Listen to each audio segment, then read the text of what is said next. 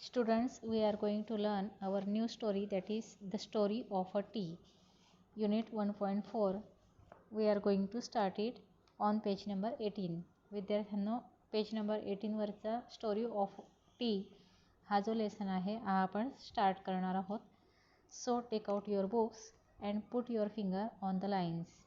At first talk about our warming up. Warming अपमध्ये जो दिलेला एक्सरसाइज आहे चिटचॅटचा गप्पा टप्पा, यामध्ये काही क्वेश्चन्स विचारलेले आहेत तुम्हाला पर्सनल रिस्पॉन्स टाईप. ते तुम्हाला स्वतःला सॉल्व करायचे. ग्रुप ॲक्टिव्हिटी येते ती तुम्ही सॉल्व करून बघा. यामध्ये छोटे छोटे क्वेश्चन्स दिलेले आहेत. Can you make tea, yes or नोमध्ये तुम्हाला ॲन्सर द्यायचं आहे. How do you make tea, process लिहायची टी मेकिंगची. What brand do you like, तुम्हाला चहाचं कोणतं ब्रँड आवडतं किंवा तुमच्या आई पप्पा कोणते ब्रँडचे चहा पॅकेट आणतात ते तुम्हाला लिहायचं आहे, एक्सप्लेन करायचं आहे. Have you seen tea plantation, what was it like, ह्या अशा या क्वेश्चनचे ॲन्सर्स तुम्हाला द्यायचे आहेत. त्यानंतर खाली तुम्हाला एक वेब चार्ट दिलेला आहे, ड्रॉ वर्ड वेब. तो वर्ड वेब हा तुम्हाला ग्रुप ॲक्टिव्हिटीनुसार सॉल्व करायचा आहे. आता आपण लेसनला स्टार्ट करू. द स्टोरी ऑफ टी, चहाची गोष्ट. सगळ्यांना तुम्हाला गोष्टी ऐकायला आवडतात ना मुलांनो, म्हणून ही एक गोष्ट सांगते मी तुम्हाला, ती ऐका. चहाचा शोध कोणी लावला आणि कसा लावला? चहा हा लोकमानसामध्ये कसा फेमस झालेला आहे आणि प्रत्येकाला रोजची सकाळ चहा घेतल्याशिवाय कशी करमत नाही, याबद्दलचा हा लेसन आहे. Let us begin with the question, can you name the most widely consumed beverage in the world after water. अगोदरच सुरुवात आपण एका प्रश्नाने करूया. Can you name the most widely consumed beverage in the world after water. पाण्यानंतर सर्वात जास्त संपणारं असं एक द्रव्य कोणतं आहे किंवा कोणता असा पदार्थ आहे की जो पाण्यानंतर जास्त प्रसिद्ध आहे घेण्यासाठी. Perhaps many you have guess the answer. The most popular beverage in the world is tea. आणि निश्चितच तुमचं तर्क केल्यानंतर तुम्ही तर्क केल्यावर कोणतं उत्तर द्याल? Most popular beverage in the world is T. सर्वात जास्त आवडणारं असं एक द्रव्य कोणतं आहे जगामध्ये, ते म्हणजे चहा. The fresh aromatic brew with which people like to begin their day. असं एक द्रव्य की ज्याचा विशिष्ट असा सुवास असतो, उष्णद्रव्य असतं उकळवलेलं, की जे उत्साहवर्धक लोकांना सुरुवात करू शकतं. Like to begin their day, लोकांना त्यांचा दिवसाची सुरुवात करण्यासाठी खूप आवडणारं असं ते द्रव्य, उकळतं द्रव्य ते आहे. It was a refreshing astringent flavour. तो एक उत्साहवर्धक आणि सुवासिक असा तीव्र असा सुवास असलेला पदार्थ आहे. It is actually made by brewing, that is by infusing in boiling water the leaves and shoots of a plant whose botanical name is Camellia sinensis. हे जे नाव आहे. So students, we are going to continue it. It has a refreshing astringent flavor. त्याचा एक तीव्र असा सुवास असतो जो तुम्हाला उत्साहवर्धक असतो. It is actually made by brewing, that is by infusing in boiling water the leaves and shoots of a plant whose botanical name is the Camellia sinensis. विद्यार्थ्यांनो, आता हे जे नाव आहे हे चहाचे बॉटनिकल नाव आहे. प्रत्येक पदार्थाला दोन नावं असतात, एक बॉटनिकल नेम आणि एक कॉमन नेम, असे दोन नावं असतात. तर त्यातील हे बॉटनिकल नेम आहेत, म्हणजे हे रासायनिक द्रव्याला असलेलं नाव आहे त्याचं. आता हे लक्षात ठेवा, त्याला चहा असं नाही म्हणत, टी नाही म्हणत, तर त्याला कॅमेलिया सायनेन्सिस हे नाव आहे. आता हे चहा हा द्रव्य कसा बनवला जातो त्याचं एक्सप्लेन केलेलं आहे.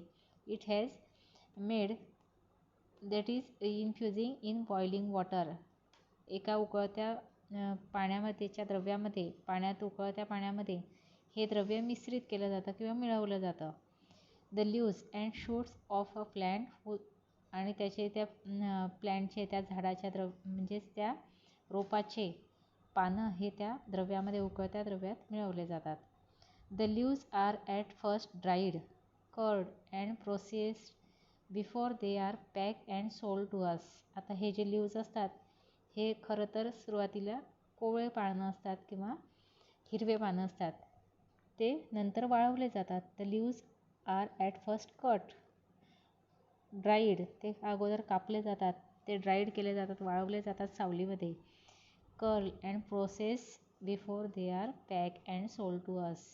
त्याच्यावर प्रोसेस केली जाते, प्रक्रिया केली जाते आणि नंतर ते पॅकिंग करून आपल्यापर्यंत विकायला येतात किंवा आपल्याला विकले गेलेले असतात. Camellia sinensis is an evergreen plant that grows in tropical और सबट्रॉपिकल क्लायमेट्स. आता हे जे कॅमेलिया सायनेन्सिस हे जे द्रव्य आहे किंवा हे जे बॉटनिकल नाव असलेला हा जो पदार्थ आहे, हा सतत हिरवागार असणारा असा हा एक रोपटं आहे, हे असं एक झाड आहे. That grows in tropical and subtropical climates, की हे उष्णकटिबंधीय आणि समशीतोष्ण कटिबंधीय प्रदेशामध्ये हे येणारं रोप आहे. T plants require at least 100 to 125 centimetre of rainfall a year and prefer acidic soils. आता हे जे चहाचं रोप आहे याला 100 ते 125 सेंटीमीटर पावसाची आवश्यकता असते आणि त्याला ॲसिडिक सॉईल म्हणजेच ॲसिडयुक्त अशी जमीन ही त्याला आवश्यक असते. त्याच ठिकाणी या चहाच्या प्लॅन्टेशन होऊ शकतात किंवा चहाच्या रोपांची वाढ होते. Many of the world's best tea estates are located on hill slopes at elevations of up to 1500 meters. It is said that the tea plants grow slowly and acquire a richer flavor at this height. बघा, हे जे चहाचे रोप आहे याचे जे मळे असतात, हे मळे हे पर्वतरांगांवर असतात. जवळजवळ 1500 मीटर उंचीवर असलेल्या पर्वतरांगांवर यांचे मळे असतात. Many of the world's best tea estates are located on hill slopes. हे जे जगातील चांगल्यातले चांगले चहाचे जे मळे आहेत, इस्टेट्स आहेत, या पर्वतरांगांवर किंवा टेकड्यांवर यांची रचना केलेली असते, एलिव्हेशन्स केलेले असतात, म्हणजे तिथं ते लावलेले असतात. अप टू 1500 मीटर्स, जवळजवळ 1500 मीटरपर्यंत याची उंची असते. It is sed that the T plants grow slowly and acquire a richer flavour at this height. असे म्हटले जाते की हे जे चहाचे रोप असतात, या चहाच्या रोपांना ह्या चहाच्या रोपांची वाढ ही जी असते ती हळूवार होत असते, खूप संत गतीने त्यांची वाढ होत असते आणि ते भरपूर क्षेत्र व्यापत असतात. A richer flavour at this height, आणि या उंचीवरच त्यांना चांगला अशी फ्लेवर किंवा चांगला असा सुगंध प्राप्त होत असतो. म्हणजे जितकी हाईट जास्त पर्वतरांगांची तितके त्या चहाच्या या पत्त्यांना येणारा जो सुवास असतो तो जास्त असतो. When the plants mature only the top 1 to 2 inches of the plant are पीक.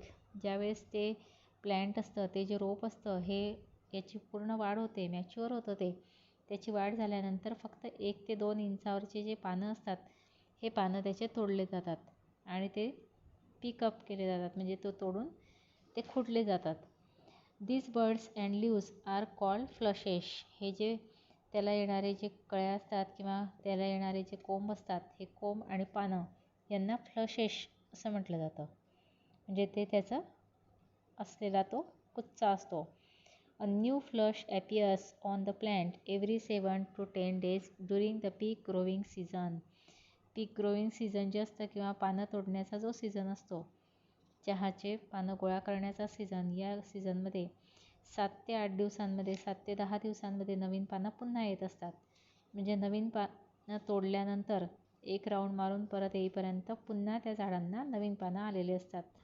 अशा पद्धतीने हे पानं त्या सीझनमध्ये परत उगवत असतात.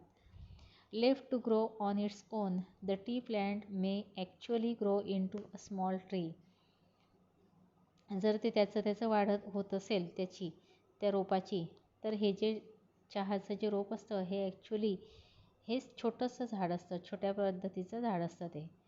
But in all tea gardens the tea plants are spun and kept at the height of about 3 feet waist high to enable easy plucking of the leaves. पण हे जे ट्री प्लांटेशन असतं किंवा हे टी गार्डन्स असतात, या T गार्डन्समध्ये हे जे रोपं असतात यांचं संगोपन जवळजवळ 3 फुटापर्यंत केलेलं असतं. हाईट ऑफ अबाउट 3 फीट, म्हणजे त्याची जी उंची असते ही 3 फुटापर्यंत वाढू दिलेली असते. कशासाठी? To enable easy plucking of the leaves, की इझिली त्याचं प्लकिंग किंवा त्याचे पानं तोडता यावे यासाठी त्याची वाढ 3 फुटापर्यंत केलेली असते. आणि ॲक्च्युली जर बघितलं तर हे झाड खूप छोटं असतं, पण या टी गार्डन्समध्ये त्यांची वाढ संगोपन हे मोठं होऊ दिलेलं असतं.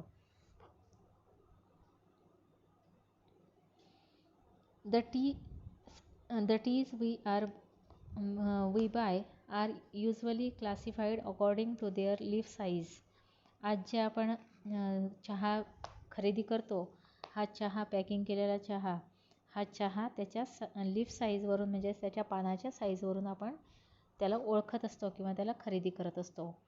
Accordingly we have first Assam type of tea. सुरुवातीला त्याच्या प्रकारावरून आपण पहिला चहा जाणून घेऊया, तो आहे Assam T. Characterize by the large leaves. Assam leaves किंवा आसाम टी हा कशावरून ओळखू येतो? त्याचं वैशिष्ट्य काय आहे? तर लार्ज लीव्ज. त्याचं वैशिष्ट्य आहे मोठे पानं किंवा मोठी पत्ती असलेला आसाम टी.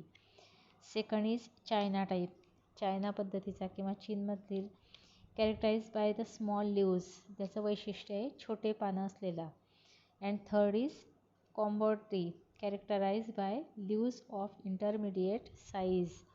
कंबोड टी हा जो असतो याचं वैशिष्ट्य काय आहे? तर मध्यम आकाराचे पानं असतात. अशा पद्धतीने या चहाचे वैशिष्ट्य, चहाच्या प्लॅन्टचे characterize we have learn in this passage. So students, learn this passage once again and read it carefully.